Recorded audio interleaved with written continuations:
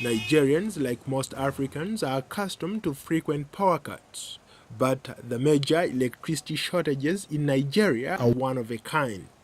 Blackouts touch nearly everyone, from residents and small businesses to commercial consumers. The entire country is grappling with an insufficient power grid. The overall electricity generated is falling far below the needed 11,000 megawatts. Baba Chuks works in his Abuja shop as his generator roars out power, attending to his customer and not waiting for the lights to come back on.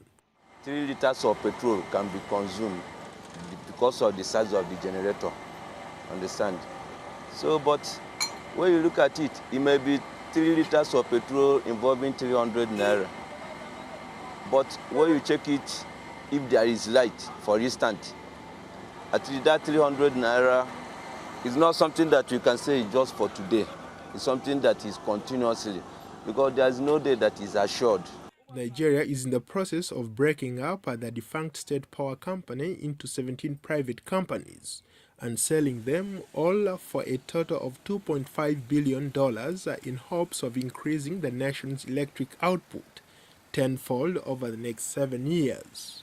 It might be its most advanced effort yet to end Nigeria's perennial power shortfall, but progress has been slow and President Goodluck Jonathan's target may be too optimistic. Industry experts say if Nigeria gets its power working properly, it would reduce business costs by up to 40%, add 3% to its gross domestic product, and cut the mass unemployment that fuels unrest in the oil region and a bloody Islamist insurgency in the north. Power from generators costs more than twice as much as electricity from the grid, something doctors at this hospital know too well. Most of the things we do here involve light.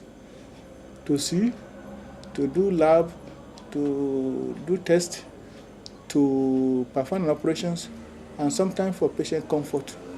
So if you don't have the light, it can be very terrible. President Goodluck Jonathan is trying to persuade some 170 million Nigerians that this irritating problem will soon change.